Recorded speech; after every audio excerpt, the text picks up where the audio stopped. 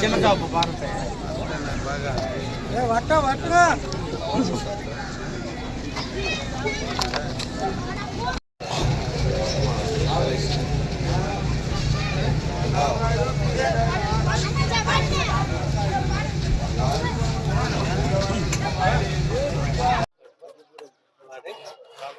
చిన్న పాప కడేసుకో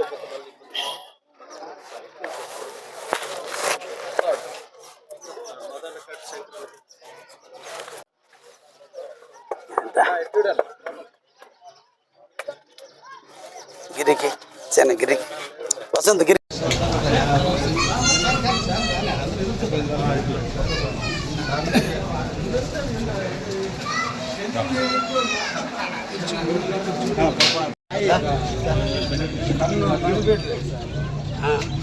ఎందువల్ల ఎందుకని వచ్చింది అంటే ఒక కన్ను షుగర్ ఉందా?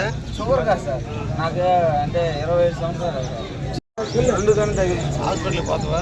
పోయాను సార్, కానీ రాజన్నాడు సార్. సదరన్ సర్టిఫికేట్ ఉందా? ముందుగా కానీ వాడు నాయుడు గారు రేపు మనకిచ్చే వరాలు ఆ రాముడు సాక్షిగా నెరవేరబోతున్నాయి. దానికి నాందే ఈరోజు ఈ కార్యక్రమం. చాలా మందికి వస్తుంది, కొంతమందికి ఆగిపోయింది. కారణం ఇల్లు మ్యాపింగ్ చేసేటప్పుడు కొడుకుకి కోడలికి ఒక కార్డు ఉంది, తండ్రికి భార్యకి ఒక కార్డు ఉంది. కానీ ఇద్దరు ఒకే ఇంట్లో ఉన్నారని ఇద్దరికి కలిపి ఒకే మ్యాపింగ్ చేసినందువల్ల ఒకరికి మాత్రమే పెన్షన్ వస్తుంది, ఇంకొకరికి రాలా. ఈ విషయాలని రేపు ముఖ్యమంత్రితో మాట్లాడాలి.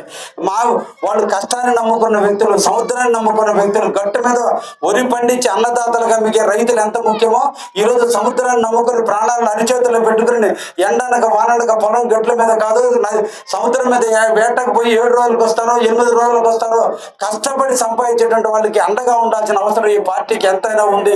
ఏదన్నా పని అంటూ జరిగింది అదే తెలుగుదేశం గవర్నమెంట్ లో జరిగింది, చంద్రబాబు నాయకత్వంలోనే జరిగింది. అందుకోసమే ఈ రోజు ఆయనని మళ్ళా మనం అడగాలని. గతంలో వలలకు సబ్సిడీ ఇచ్చేవాళ్ళు, మోటార్లకు సబ్సిడీ ఇచ్చేవాళ్ళు, బోట్లకు సబ్సిడీ ఇచ్చేవాళ్ళు, కానీ గత గవర్నమెంట్ లో రాలా. గతంలో రొయ్యల గుంటలకి కరెంటు మోటార్లు పెట్టుకోవాలన్నా, కరెంటు ట్రాన్స్ఫార్మర్లు పెట్టుకోవాలన్నా సబ్సిడీ ఇచ్చేవాళ్ళు, కానీ ఈ రోజు అన్ని ఆగిపోయినాయి. వీటన్నిటిని కూడా రేపటి రోజున ముఖ్యమంత్రి గారితో మనం చర్చించాల్సిన అవసరం ఉంది. అందుకే ఆ మీటింగ్ కి నేను వేరే కులస్తులను కూడా ఎవరిని కూడా ఎక్కువగా పిలవటం లేదు. ఓన్లీ మత్స్యకారులు ఉండాలి, ఓన్లీ పల్లెకారులే ఉండాలి. మత్స్యకారులు పల్లెకారులు అందరూ కలిసి ముఖ్యమంత్రితో చర్చించి మీ బాధలన్నిటి కూడా ఆయనకి తెలియజేసి మనం తప్పకుండా ఆయన నుంచి కొన్నైనా మనం సాధించాల్సినటువంటి అవసరం ఉంది. ఈ రోజు మనకి జబల్దీలో ఫిషింగ్ హార్బర్ కట్టారు, 300 కోట్ల రూపాయలు పెట్టి ఫిషింగ్ హార్బర్ కట్టారు. కానీ ఈ రోజు కూడా మన ప్రాంతంలో ఉన్నటువంటి ఏ మత్స్యకారు సోదరులు కూడా ఇప్పటికి 11 బోట్లు మాత్రమే కొనుక్కోవడం జరిగింది. కానీ మన ఇక్కడ పుట్టినటువంటి మన బిడ్డలు భార్య బిడ్డలను వదిలేసి, తల్లిదండ్రులను వదిలేసి, అందరినీ వదిలేసి ఈ రోజు దూర ప్రాంతానికి వెళ్ళి చాలా ఉన్నాయి. వాటన్నిటి పరిష్కారంకి ఒక వేదిక కావాలి. అది మా కావలై ఉండాలి. తప్పకుండా మీరు మా కావలికి రండి అని వారు ఆహ్వానించినప్పుడు తప్పకుండా వస్తానని ఈ నెల 19వ తేదీన మన కావలి నియోజకవర్గానికి ఆయన ఒప్పుకున్నాడు.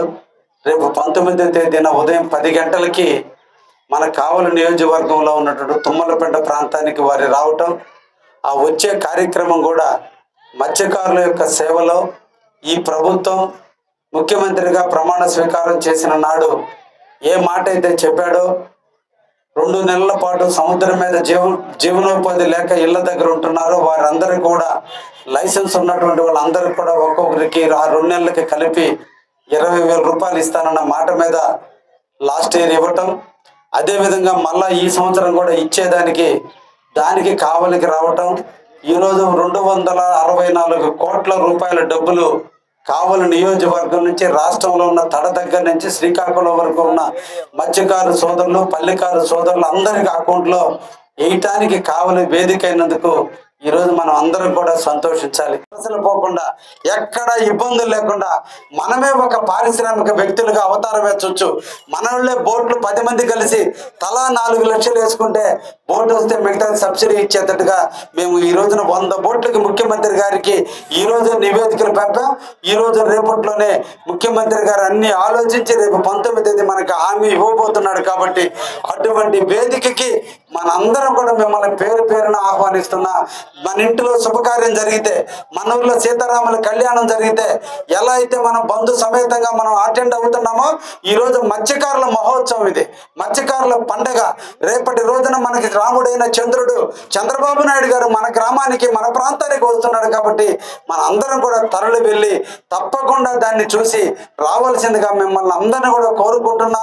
నేను గెలిచిన తర్వాత 2 సంవత్సరాలకి మత్స్యకారులకు సంబంధించిన ప్రోగ్రాం నిర్వహిస్తున్నాం కాబట్టి మిమ్మల్ని పేరు పేరున ఆహ్వానించాలి, నేనే రావాలి, మిమ్మల్ని అందరినీ కూడా ఆహ్వానించాలి. కాపుల సమక్షంలో అందరినీ రమ్మని దండోరేసి ఊరందరూ కలిసి రండి అని చెప్పి పిలవడానికే ఈరోజు నేను మీ ముందుకు రావడం జరిగిందనే విషయాన్ని కూడా తెలియజేస్తూ, రేపు 10 గంటలకి ముఖ్యమంత్రి గారు 19వ తేదీ ఉదయం వస్తే 12:30 గంటల లోపల మీ మత్స్యకారులతోటి ముఖాముఖి మాట్లాడటం కానీ, మీ యొక్క కోరికలు తీసుకోవడం కానీ, మీరు కూడా వచ్చేటప్పుడు మీకు కావాల్సినటువంటి కాలనీల దగ్గర నుంచి, మీకు కావాల్సిన పెన్షన్ల దగ్గర నుంచి, ఎవరికైతే మత్స్యకారులకు సంబంధించిన 20,000 అవసరం రావటం లేదో వాళ్ళందరూ కూడా అర్జీలు తీసుకురండి.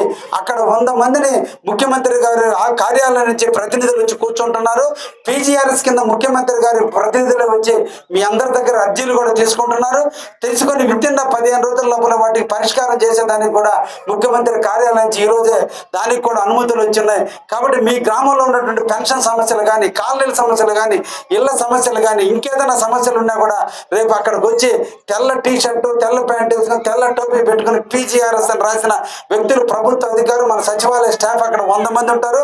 అక్కడ వాళ్ళకి అర్జీలు ఇస్తే 15 రోజుల లోపల మీకు ఆన్సర్ వచ్చే విధంగా కూడా ఈరోజు ముఖ్యమంత్రి గారు దాన్ని కూడా తీసుకోవడం జరిగింది. కాబట్టి మీ సమస్యల పరిష్కారం అవుతే తప్పకుండా 12:30 గంటకల్లా సభ ముగుతుంది. కాబట్టి మీ అందరికీ కూడా నేను ఆతిథ్యం ఇవ్వాలని, మీకు అందరికీ భోజన సదుపాయాన్ని కూడా నేనే ఏర్పాటు చేశాను. బంతి భోజనం చేసి తప్పకుండా మీరు ఇళ్ళకి పోయే విధంగా మీకు అందరికీ కూడా సాదరంగా ఆహ్వానించారు. నా ఇంటి ఫంక్షన్ లాగా భావిస్తున్నా.